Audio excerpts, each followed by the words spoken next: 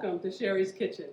For those of you who don't know me, my name is Sherry. Some call me Mama D, and some call me Nana. But you are all welcome, so come on into my kitchen where there's always room for more.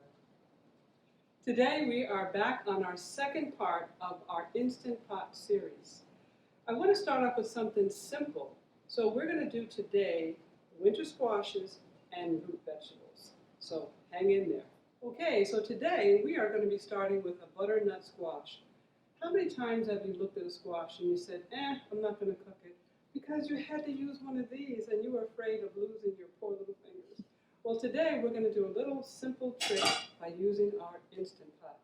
So the first thing we're going to do is we're going to wash the squash really good, and if you have a longer stem, you're going to break that off. If you can't get it off, it's okay, because we're going to put this in the pot after we pierce it with a few holes, and we're going to put it in the Instant Pot and watch the magic. This way you don't have to use one of these. So before we put our squash in our Instant Pot, remember there's the inner pot. This is where all the action is going to happen. Remember in the intro video, we said no food or not water or anything is to go into the main base. Everything's going to go into the inner pot. So before we put the squash in, we're going to just poke a few holes in it so it can vent as it's cooking. And then what we're going to do is take the rack that came with this particular pot, and we're going, remember it has the feet on the bottom to keep it out of the water, because remember I mentioned before that pressure cannot rise unless if there's no water. So you have to have water on the bottom. But you don't want your food being laid in the water. So this is a rack that comes with it, and we're going to put that in first of all. And then it calls for 1 cup of water to go on the bottom. And then we're going to take our squash, and we're going to put the whole thing in this particular pot. Now, with this size pot, the squash could have been a little larger, but I didn't have a larger one. So now we have the squash in the pot. We're going to take our lid, and when you're using pressure, you always want to use the lid. Otherwise, you can use a glass top, and that could be done when you're steaming something. But right now, we're going to be using the pressure lid.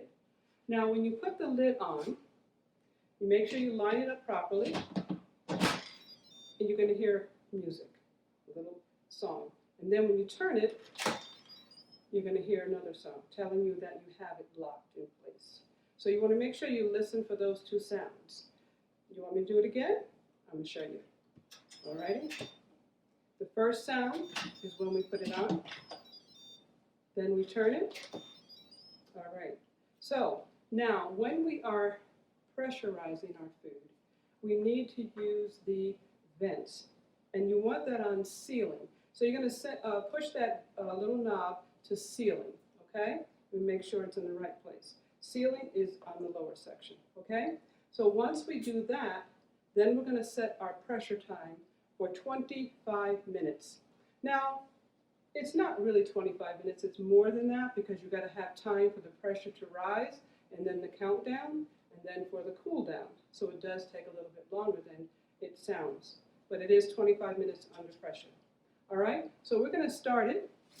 We're going to push, on my particular one, we have to use the manual button. Some of them will say pressure, but mine is for manual.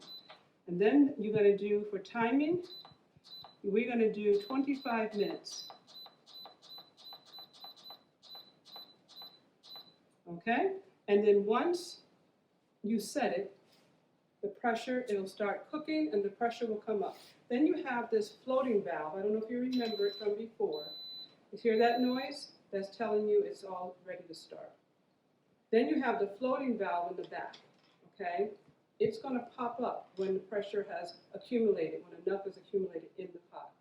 And then when that happens, then it's going to start counting down or counting up your numbers.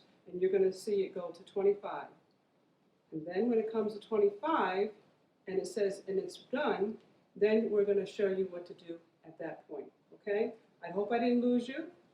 Put our valve on vent sealing, and we're going to wait for the pressure floating valve to come up. Make sure we put it on pressure, set it for 25 minutes, and then we'll come back and I'll show you how we're going to release this. Now this is considered a NPR. If you ever see those initials, NPR means natural pressure release. And what that means is that we're going to let it release the pressure on its own. I'm not going to throw this sealing knob to venting. On some things that you cook or pressurize, you will do a QPR, which is a quick pressure release. But to this particular item is going to be an NPR. Okay? So I'll bring you back when we get to the point where the floating valve is up and the countdown is starting. Okay? So we'll be back. Okay, so we set the valve on sealing, and as you can see, the little float valve has popped up, alrighty? And also, we notice that it's starting to count down on the timing. All right, so as you can see, we are now down to 23 minutes, so 2 minutes have already passed. And so we're gonna get down to 0, and then it's gonna be time to just turn it off and let it do its NPR, natural pressure release. So we'll come back when all that's ready. Now we're gonna start our second product, and that's going to be yams and white potatoes. So we're gonna do the same thing in this pot. We're gonna put in our 1 cup of water in the base.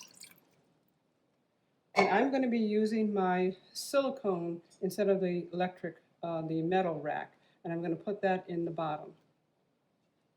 Now I'm going to prepare my potatoes to go inside of the pot on top of the rack. All right, so now we're gonna prepare our potatoes. I have small potatoes, so it shouldn't take that long to cook. It could have been from 12 to 15 minutes, but what we're going to do is 15 minutes for both of them, because they're both small potatoes. But again, before you put the potatoes in, you want to check and make sure, well, first of all, you want to scrub them really good with a good brush. Because remember, root vegetables grow under the dirt. And so sometimes in these little crevices, you can get some dirt. So make sure you wash them very well, which I did already. Okay? And so you're going to look them over and see if there's any bad spots that come out. When I say bad, kind of like dented spots or areas where they were damaged a little. I'm just going to cut those out, okay? Now, if you have green on the potatoes, you want to make sure you ignore that. Now, this particular potato has a little bit of green on it, but I'm going to cut that away, or you can eliminate it altogether. Now, yes, this potato will still cook under pressure with some of the skin missing. And we're going to check this one. It has a little spot here. And we're going to cut that out also. Okay, these are some of my winter potatoes that I'm using up from storage. Alrighty, so the potatoes, the white potatoes are ready. So I'm going to take again and pierce them, because while they're steaming, you want to have a spot where the steam can escape. Okay, so I'm going to put my potatoes on top of the silicone rack right now. Give it a little piercing, and you do the same thing when you bake them in the oven. Alrighty, so our white potatoes are in. And now we're going to do our yams the same way, or sweet potatoes, whichever way you want to call it. Okay, and we're going to check them over. Sometimes I cut off that little tip. Now these are white inside yam. They're very good. I love them. And then we're going to check them over, take off some of the ends, the little nip part there. And so we're going to go through them and make sure there's no bad spots on them, or not bad in the sense of rot, but bad in the sense of damaged. Okay?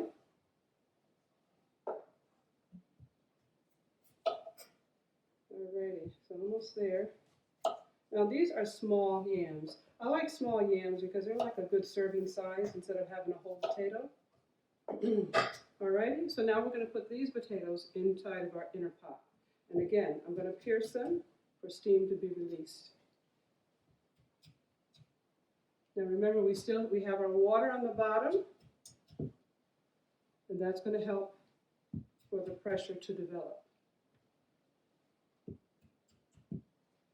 Okay. Alrighty, so now you can have, it doesn't have to be in a single layer. You can actually pile them as long as they don't go any higher than the level that says max fill on the pot.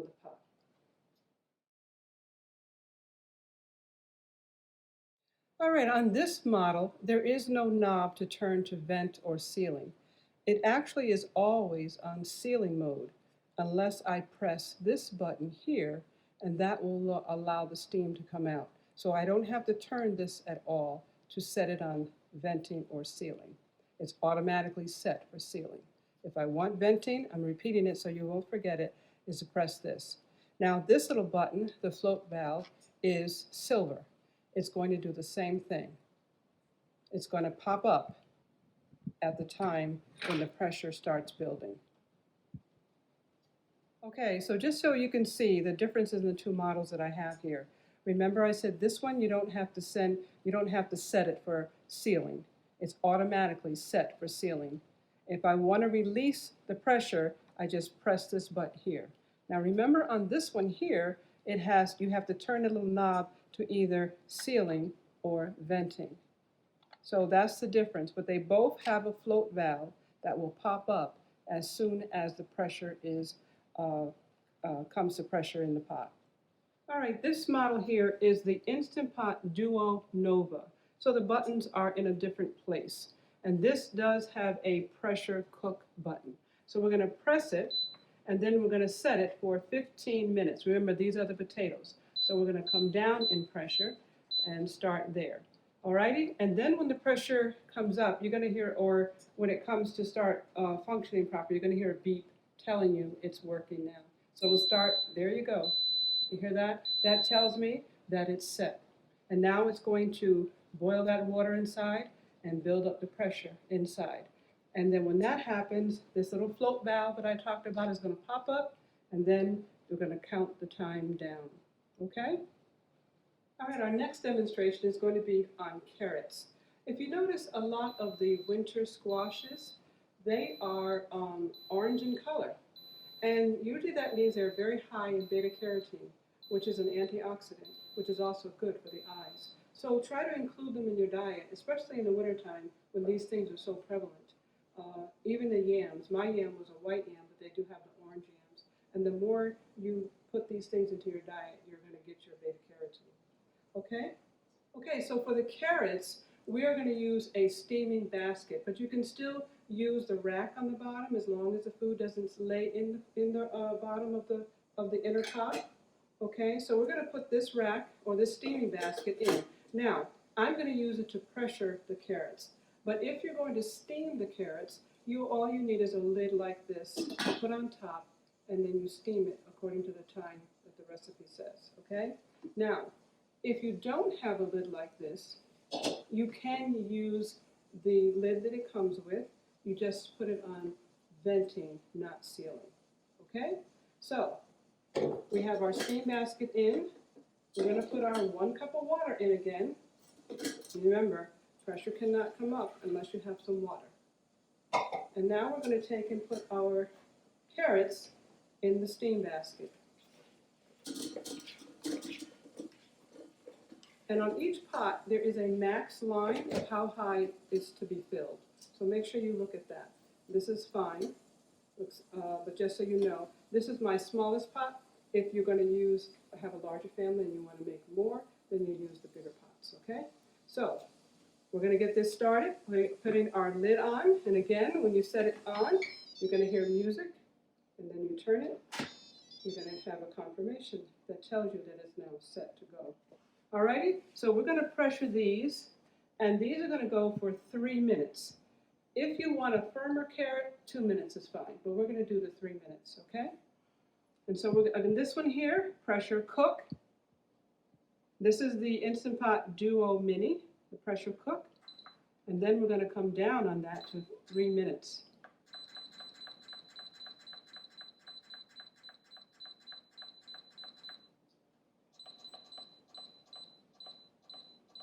Okay? And you're going to hear a beep telling you it's all set to go. And so we're going to, again, this one has the valve where you got to turn it to venting or sealing. So we're going to make sure it's on sealing. And again, we got to wait for that little float valve to pop up, and then you'll know the pressure will start counting down. Okay? Okay, this is back to our butternut squash. It has completed its 25 minutes. And now we're going to turn it off, because right now it is on the warm cycle. So we want to make sure we cancel it. It's off now. And then we're going to wait because this is a NPR recipe, meaning natural pressure release. So now we're going to just wait until the pressure is released, and we'll know it's released when this little valve, the float valve, pops down again. And when that happens, I'll come back and show you what we do. Okay, our pressure is down and released, and you can tell by the red button it's down, the floating valve is down. And so now it's going to be safe for us to open it, okay? There you go. And always open it away from your face. Otherwise you'll get a strong facial there, okay? Now remember what I told you about this handle. If you want to rest your lid on, you can do that now, okay? But we are going to remove the squash from the pot, and I don't want that in the way. So, okay, don't fall, don't fall. There you go. Alrighty, so now our squash is done, and we're going to let it cool a little bit, and then we're going to cut it and open, de-seed it, and scrape out the pulp. Okay, our butternut squash is now finished, and I'm going to cut it open with a serrated knife. I'm going to cut the ends off. It cuts like butter, okay? And I'm going to take the ends off here. That was easy to do. And then we're going to cut it down the middle to de-seed it.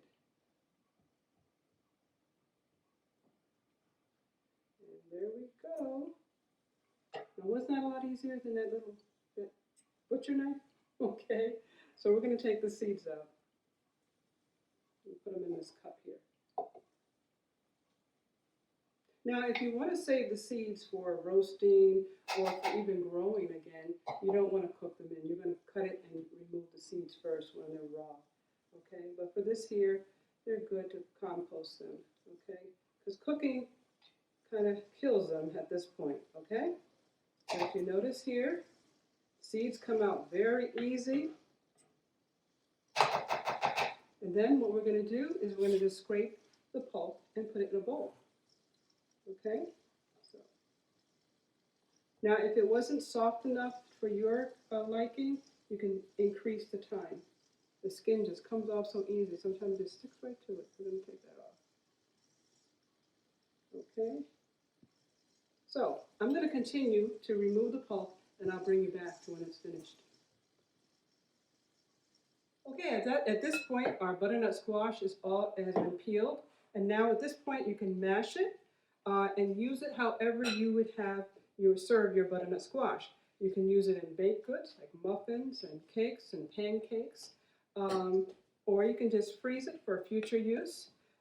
Put it in freezer bags, freezer containers, flatten them out, and put it into your freezer, and they'll last you at least 6 to 8 months, okay? So, as you can see, it made it very soft and mashable, okay? So, I feel that was a lot better than cutting it when it was hard, okay? So, we're going to look at next the potatoes. All right, now our potatoes are done, but this is a QPR, so we're going to do a quick pressure release. Now this is the part where a lot of people get a little nervous. So you want to make sure you have a good cloth and something to push the valve. But this one, I don't have to push the valve, I'm just going to press the button on it, okay? So when I do that, there's going to be steam and spurting, and that's why you're going to cover it. And that's for a quick pressure release. So I'm going to cover it first, and then I'm going to press that button. Ooh, look at it, get a nice facial. Okay, so now, when that's finished, the little valve, the float valve, is going to pop down, okay?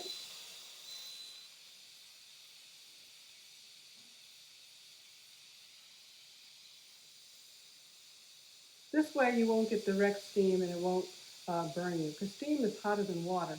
And so you want to make sure that you protect yourself and make sure there's no children around that can get in the way of all the steam, okay? Now they have different gadgets that you can put on that little thing. There's little nozzles to kind of direct the steam in a different direction, but a cloth works fine. You don't have to go and start hunting for more accessories. If you're okay with this part, this is good, okay? This will work just fine. All right, so we're almost there. At this point, I can almost lift it up, okay? So the steam is coming from this valve here. The little silver floating valve is still up. And so we're waiting for it to go down. And as you can see, the steam is getting less and less. How nice and quiet it's getting.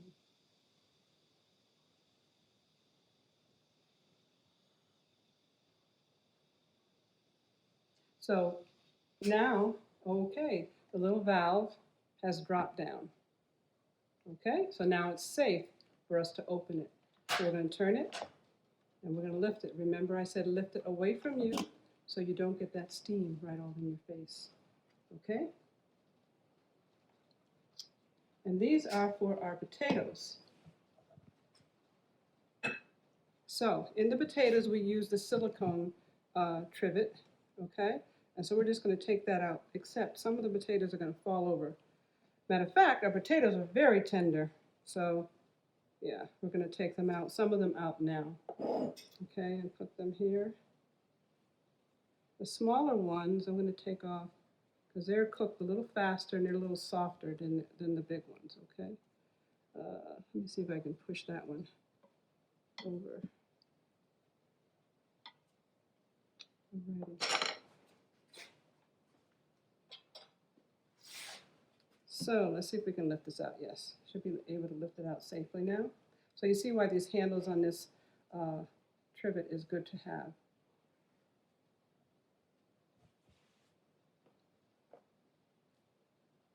Okay, here we go. And now we're going to either serve them, and I'll show them how they look on the inside when I cut them open. All right? Okay, so our potatoes are finished.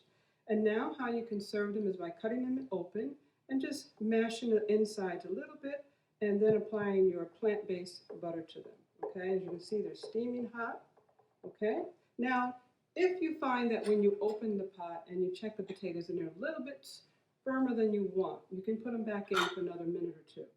Okay, so I'm just going to put some plant-based butter on them. So this is how you can serve your suppers or your lunches. Okay, that may be more than you would put in, but anyway. And then a sprinkle of Himalayan pink salt.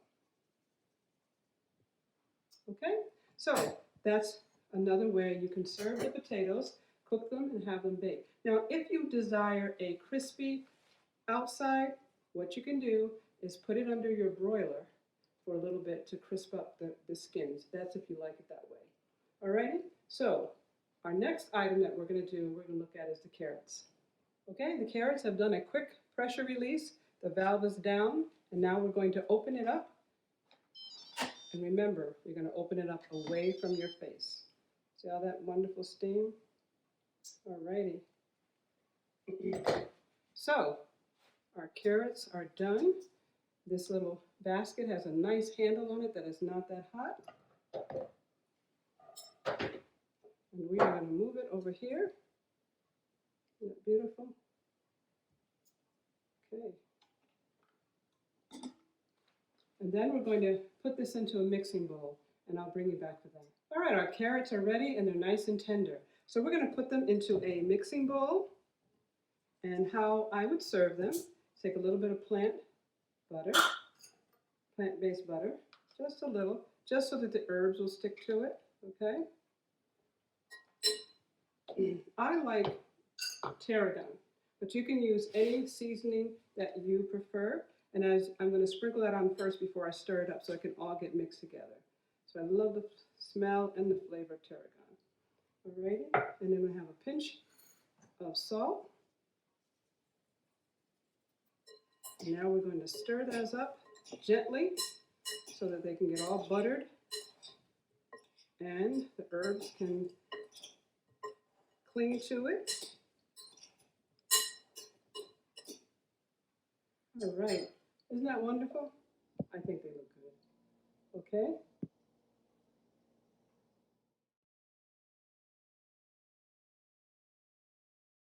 Okay, we have all of our finished product. And I want to let you know that some Instant Pots come with like a cheat sheet, okay, that kind of gives you timetables on how long to cook things. Now, that could be different in different books. You have to play around with the timing, okay? Because some of them are based upon, for instance, a butternut squash. was 25 minutes for a whole squash. On here it says to 12, you see, 4 to 6 minutes, but that could be for cubed after you cut it up, okay? So I want you to pay attention to that. And as you try these, you'll be the judge to know, do I want it longer or shorter next time, okay? But most of them do work according to the time based upon how you prepare the food to go in. All right, so we have our mashed butternut squash, which can be used, as I said, in muffins and pancakes. You can actually freeze it in plastic bags or freezer bags or containers, and then have it for whenever you need it for that. Or you can just serve it mashed, like mashed sweet potatoes. People just season it up and they serve it that way. Then we have our carrots, which are flavored, they're ready to serve. And then we have, remember, our baked potato or Instant Pot potato that we seasoned. Now the yams, they're a lot softer, so I could have kept them in for a less amount of time. But for me, I like cold yams with my meals. Now when I say cold, it could be room temperature or, but on the colder side. I don't like mine hot. So I would just put these in a container and take them out when I have my meal. So I'll serve that with my salad and the tofu in my salad, and that will be a meal for me, okay? So you can do whatever you like. You can take these and peel them, mash them up again, make a pie out of them. You can do that too. You can actually make a pie out of the butternut squash, I found out too. So there's a lot of things you can do with these foods. So I hope you give them a try. I hope this helps you not to have the fear associated with using your Instant Pot. And we are still going to continue on some other things. Maybe grains will be next week, grains and beans. And so that is going to be the conclusion of today. And if you have any questions about anything we showed today, or if you have concerns about maybe you want me to show you another type of product to be pressure canned or put in the Instant Pot. So just put that into the comment section. And this way I'll look at it and I can include that in our next videos so that you can get the best usage from your Instant Pot. Thank you for coming into my kitchen. I really appreciate it. I hope this was understandable to you. And again, if you have any questions, put them in the comment section. Remember to share, like, and hit that bell. And we'll see you at our next video.